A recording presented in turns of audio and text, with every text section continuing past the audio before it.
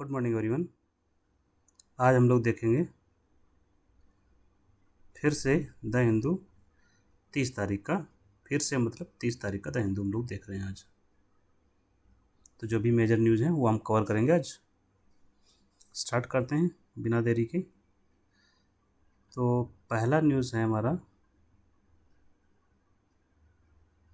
Canada के prime minister नए बने हैं। तो उनका नाम आपको पता होना चाहिए एटलीस्ट, क्योंकि वहाँ चुनाव हुए हैं। तो कनाडा के नए प्राइम मिनिस्टर बने मार्क कार्नी।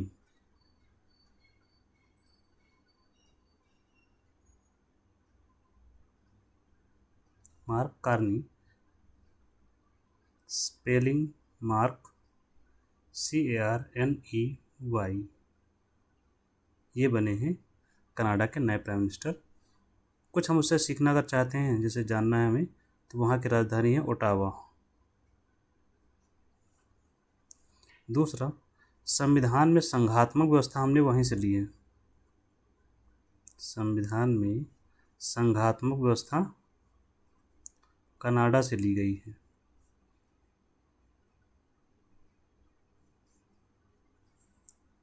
तो आगे चलते हैं। कनाडा की लोकेशन आपको पता होगी, नहीं पता है तुम्हें, ये हम अमेरिका का मैप बना दे रहे हैं और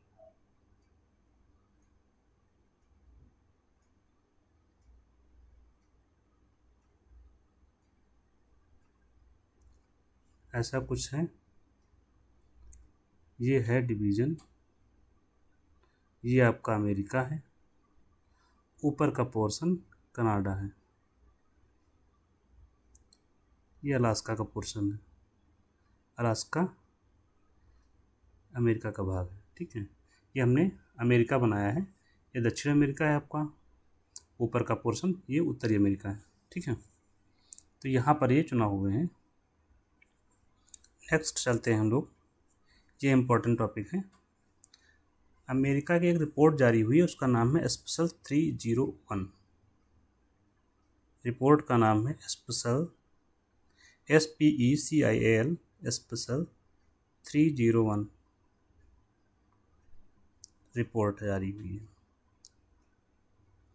ये बहुत ज़रूरी है, इसके बारे में हमें जानना। कभी कभी तो यही पूछा जाता है कि स्पेशल 301 रिपोर्ट जारी कौन करता है।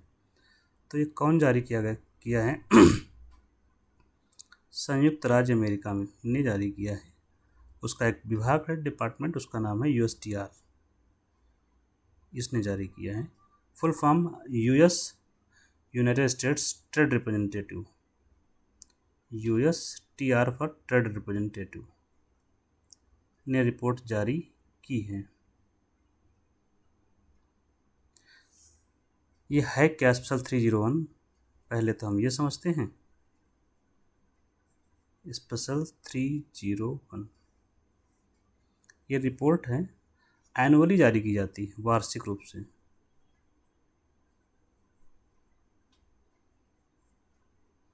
वार्षिक रूप से जारी होती है, तभी ये जारी हुई है रिपोर्ट। ये रिपोर्ट किस संदर्भ में होती है? ये इस संदर्भ में होती है कि IPR, intellectual property rights, IPR, इसका फुल फॉर्म भी पूछ लिया जाता है, तो आपको याद रखना है। इंटेलेक्चुअल प्रॉपर्टी राइट्स, बौद्धिक संपदा अधिकार से जुड़ी हुई रिपोर्ट है। इसका पूरा हिंदी में हो जाएगा बौद्धिक संपदा अधिकार।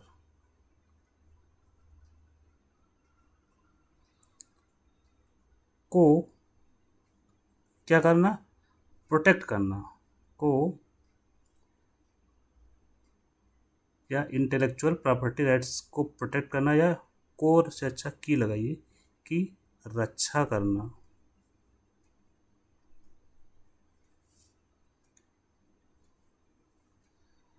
उससे जुड़े हुए कानून जो हैं, इंटेलेक्चुअल प्रॉपर्टी राइट्स की रक्षा करना। रक्षा करना मतलब उनका उल्लंघन ना किया जाए। कहाँ पर? जो अन्य देश हैं, विश्व के अन्य देश,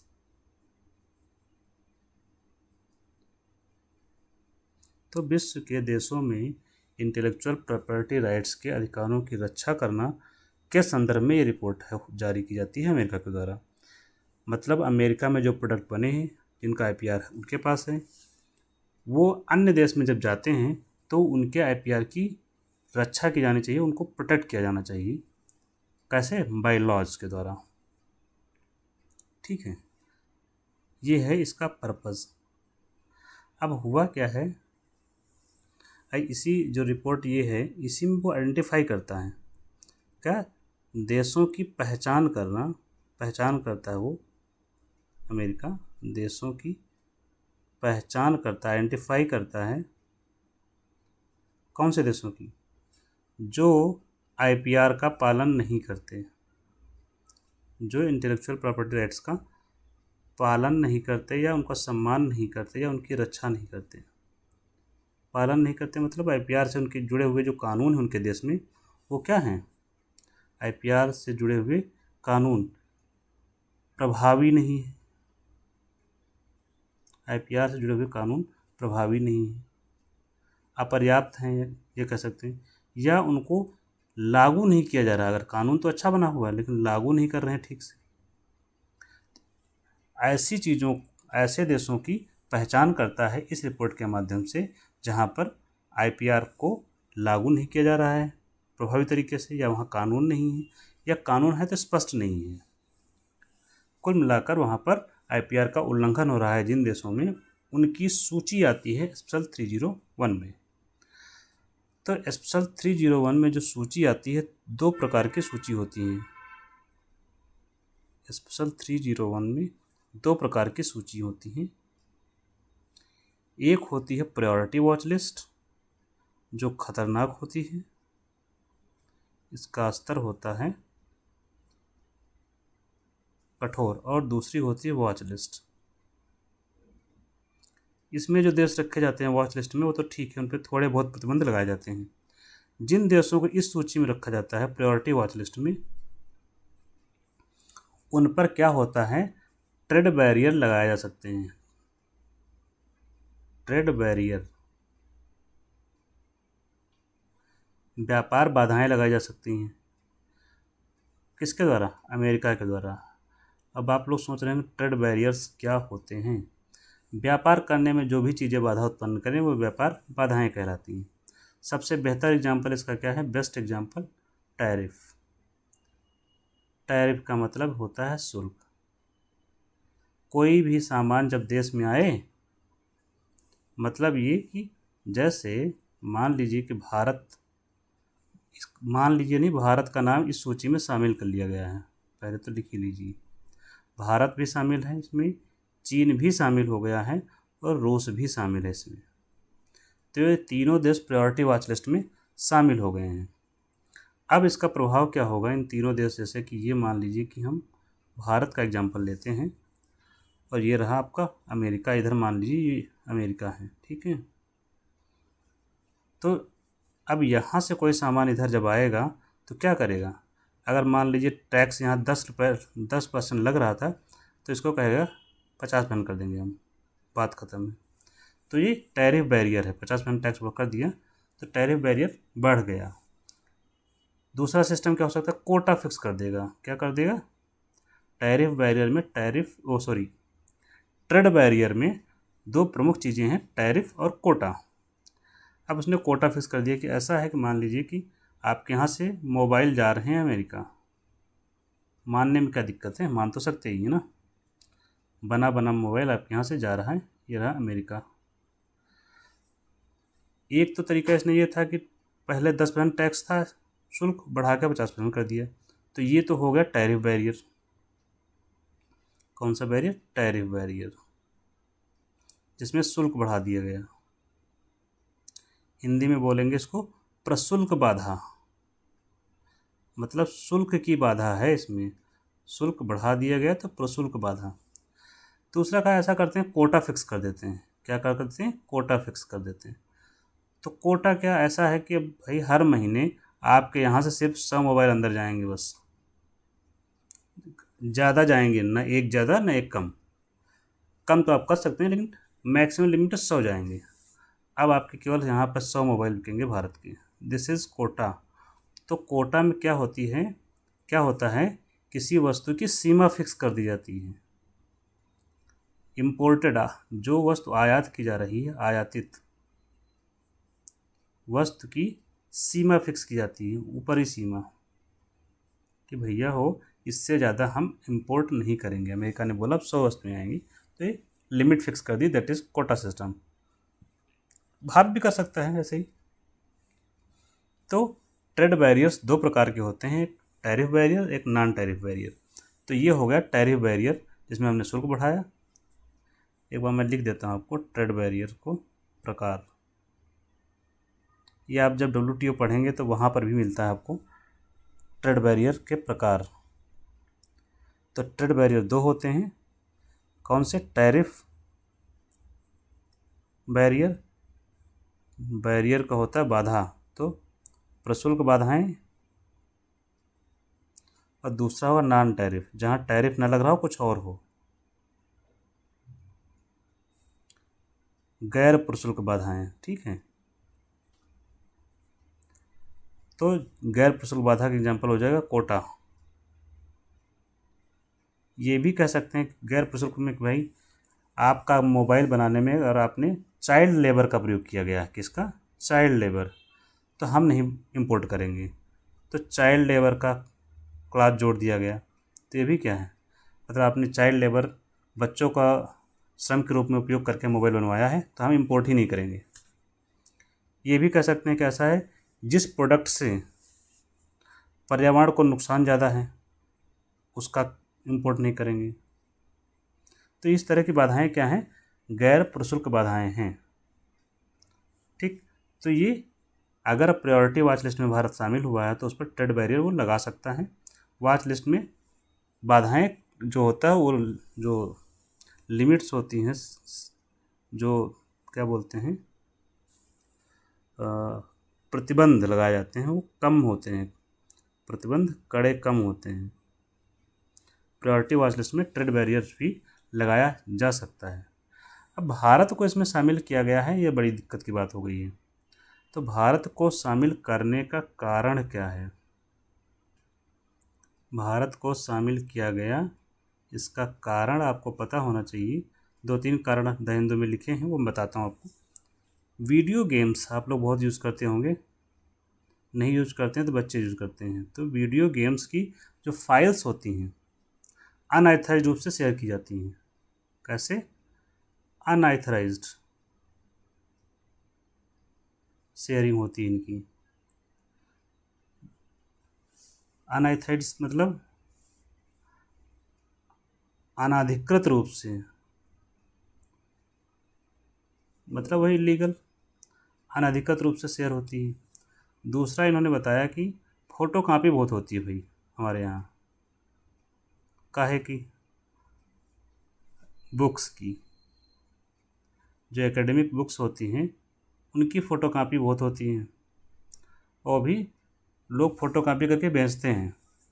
ये भी IPR का वायोलेशन है। दूसरा बताया कि रीप्रिंटिंग ऑफ बुक्स, और अवैध तरीके से रिप्रिंट कर लेते हैं। तो ये उन्होंने बताई समस्याएं कि हमारे यहाँ पे कुछ समस्याएं, एक तो ये हैं जिनकी वजह से इनको डाला गया है। दूसरा, भारत में जो IPR से जुड़े हुए नियम हैं, IPR के जो कानून हैं वो प्रभावी नहीं हैं, ठीक, या अपर्याप्त हैं, प्लस अस्पष्ट हैं, वेग हैं बहुत, और लागू नहीं किया जा रहा ठीक से। ये समस्या है IPR की। इन वजहों की वजह से भारत को प्रायोरिटी वॉच लिस्ट में शामिल किया गया है। और ये कहना है किसका, अमेरिका ने ये रीजंस दिए हैं कि इस वजह से हमने भारत को इसमें शामिल किया है। तो आपको जो ज़रूरी चीज़ें हैं वो समझ में आ गई होंगी इसमें स्पेशल 301 रिपोर्ट के बारे में। नेक्स्ट है BR गवई। इनके बारे में कुछ हम लोग जान लेते हैं। ये कौन है? ये अगले CJI बनेंगे। CJI full form chief justice of India, Bharat के मुख्य न्यायाधीश।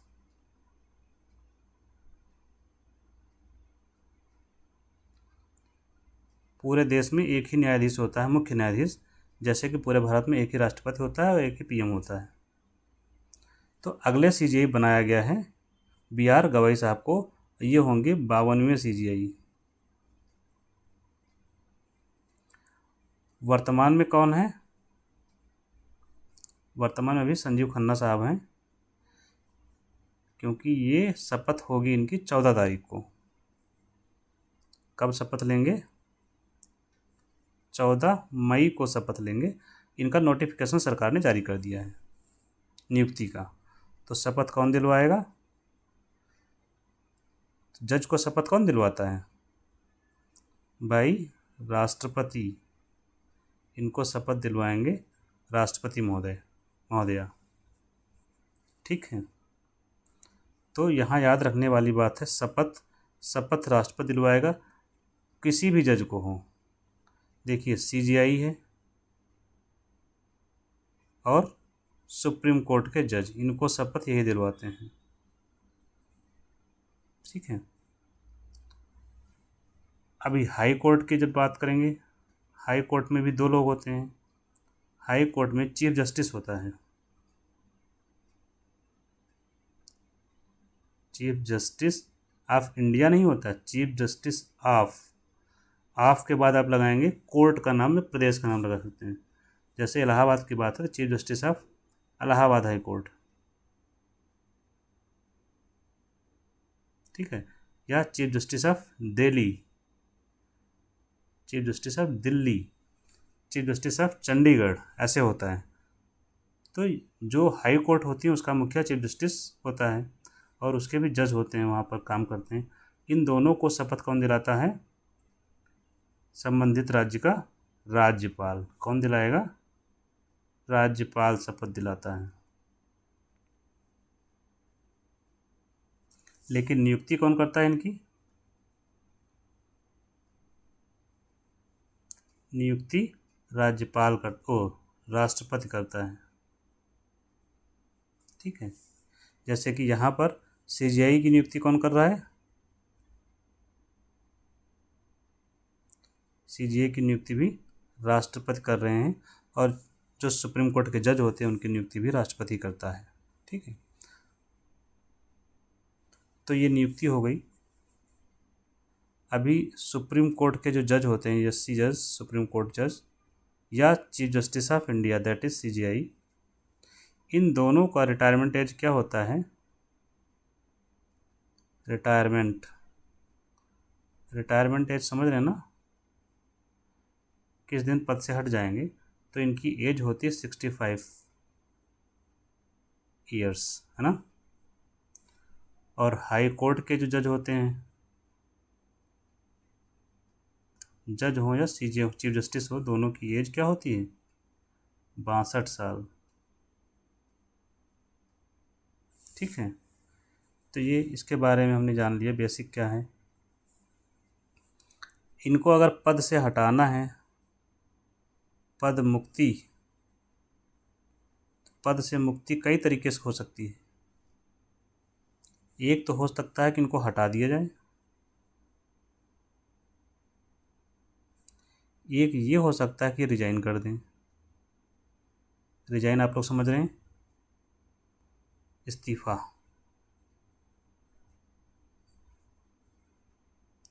या ये भी हो सकता है पद मुक्ति, मान लीजिए दुर्भाग्यपूर्ण तरीके से अगर इनकी डेथ हो जाती है तो अभी पद मुक्त हो जाएंगे। ठीक है। यहाँ हमारे लिए जानना आवश्यक यहाँ पर कौन सा है? रिजाइन। अगर ये रिजाइन देंगे तो किसको देंगे? रिजाइन देंगे तो राष्ट्रपति को देंगे। पॉलिटी में एक बात हमेशा याद रखनी है, क्या? जो नियुक्ति करता है, जो व्यक्ति किसी की नियुक्ति करेगा, इस्तीफा भी उसी को दिया जाता है। जो नियुक्त करता है उसी को इस्तीफा दिया जाता है। तो यहाँ पर देखिए, यहाँ नियुक्ति राष्ट्रपति ने की, तो इस्तीफा भी राष्ट्रपति को दिया जाएगा। हाई कोर्ट के जज की नियुक्ति राष्ट्रपति करता है, तो इस्तीफा किसको देंगे? राष्ट्रपति को देंगे। ये रहा, हाई कोर्ट के जज की नियुक्ति राष्ट्रपति करता है, तो इस्तीफा भी हाई कोर्ट का जज किसको देगा? राष्ट्रपति को देगा। कुछ प्रिंसिपल्स याद रखेंगे तो आपको आसानी रहेगी। अधिकांश जगहों पर यह प्रिंसिपल लागू है, 99%। ठीक है, जहाँ नियुक्ति होगी वहाँ इस्तीफा उसी को देना होता है जो नियुक्त करता है। अब इसमें हटाने का जो प्रिंसिपल है वो कैसे हटाते हैं? तो अगर हटाना है किसी जज को तो हटाने का ग्राउंड बताना होता है कि किस ग्राउंड पर हटाएंगे। कभी कभी एग्जाम में पूछा ही जाता है, कभी कभी क्या पूछा जाता है कि आधार क्या है, तो आधार हैं सिर्फ दो। कौन से? प्रूव्ड मिसबिहेवियर, जिसको बोलते हैं साबित कदाचार। साबित मतलब प्रूफ कर दो, कदाचार तो है लेकिन आपको प्रूफ करना पड़ेगा, प्रूव्ड होना चाहिए। इति सिद्धम, डाउट नहीं होना चाहिए, मिसबिहेवियर। और दूसरा अक्षमता, इसको इंग्लिश में बोलते हैं इनकैपेसिटी। इन दोनों ही आधारों पर हम सुप्रीम कोर्ट के जज को या सीजीआई को या हाई कोर्ट के जज को, इन दोनों सबके लिए एक ही बेसिस है। हटाने के लिए जज को हटाना है, और जज कोई भी हो, सुप्रीम कोर्ट का हो चाहे हाई कोर्ट का हो, हटाने के लिए आधार ही काम करेगा। इन्हीं दोनों आधारों के बेसिस पर, जैसे साबित कदाचार क्या होता है कहीं डिफाइन नहीं है संविधान में, एग्जाम्पल के रूप में आप ले सकते हैं कि भ्रष्टाचार का आरोप अगर है तो हो सकता है।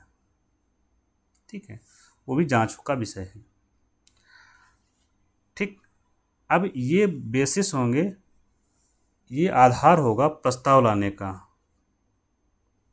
प्रस्ताव लाया जाएगा इन आधारों पर। प्रस्ताव कहाँ लाएंगे? प्रस्ताव लाया जाएगा संसद के सदन में। संसद के सदन में, और संसद के किसी भी सदन में ला सकते हैं, कोई भी सदन हो, लोकसभा हो चाहे राज्यसभा हो।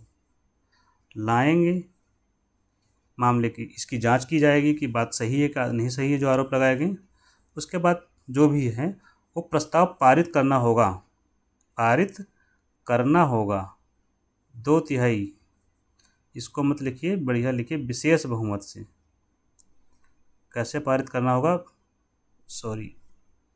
प्रस्ताव पारित करना होगा विशेष बहुमत से, और स्पष्ट लिखना है तो 2/3 बहुमत से प्रस्ताव को पारित करना होगा। 2/3 बहुमत से, ठीक है। और प्लस 2/3 बहुमत plus 50%, plus 50% present and voting. ठीक है, तो ये आप इतना याद रखने की जरूरत नहीं, विशेष बहुमत से पारित करेंगे प्रस्ताव दोनों सदनों से। जब दोनों सदनों से पारित हो जाएगा तो ये व्यक्ति क्या हो जाएगा? पद से हट जाएगा, लेकिन इस हटने का आदेश राष्ट्रपति जारी करेगा ये प्रस्ताव पारित होने के बाद। आगे चलते हैं, नेक्स्ट टॉपिक क्या है? नेक्स्ट है पेगासस का, जो है न्यूज़ में था। ये क्या है ये आप जान लीजिए, हो सकता है एग्जाम में पूछ लिया जाता है। पेगासस एक सॉफ्टवेयर, और सॉफ्टवेयर में भी स्पाईवेयर है, और ये कहाँ से आया है? इजराइल से लिया गया है। ऐसा आरोप है सरकार पर कि सरकार के द्वारा पेगासस सॉफ्टवेयर इस्तेमाल किया जा रहा है। किसके लिए? स्पाई, जासूसी के लिए। तो सरकार के द्वारा अगर इस्तेमाल किया जा रहा है जासूसी के लिए, अगर वो देश के हित में है, देश की सुरक्षा में है, तो दैट्स वेरी गुड। हमारे लिए पीटी पर्सपेक्टिव से इतना ही ज़रूरी है। ठीक है, नेक्स्ट है सिमलीपाल नेशनल पार्क। अभी इसको घोषित किया गया है, सिमलीपाल को राष्ट्रीय पार्क घोषित किया गया है इसको।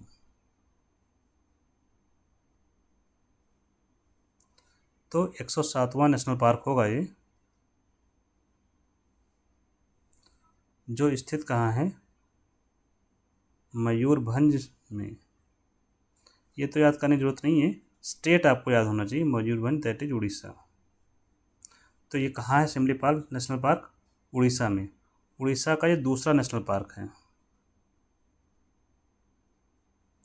दूसरा है नेशनल पार्क।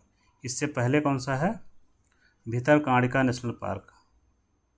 भितरकनिका लिखते हैं, Bhitarkanika national park. National park Similipal Orissa में, ये टाइगर रिजर्व भी है सिमलीपाल। ठीक है। नेक्स्ट एक न्यूज है महुआ डार की। भारत का या देश का पहला भेड़िया, भेड़िया क्या बोलते हैं, वोल्फ अभयारण्य।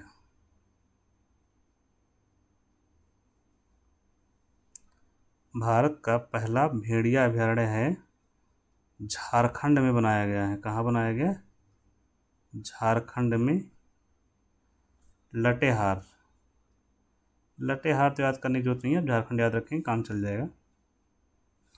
स्टेट स्पेसिफिक है तो बात अलग चीज़ है। ठीक है। और जो पहला भेड़िया अभयारण्य है उसका नाम है महुआ डार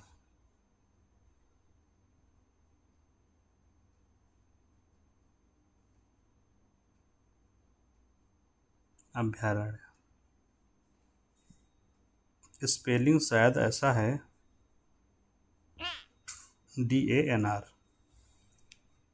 तो ये आज का यहीं ख़त्म करते हैं हम लोग, कल फिर मिलेंगे, तब तक के लिए थैंक यू। एक और बात, आप लोग अगर वो देख रहे हैं प्रतियोगिता दर्पण तो चैनल पर देख सकते हैं, उपलब्ध हैं।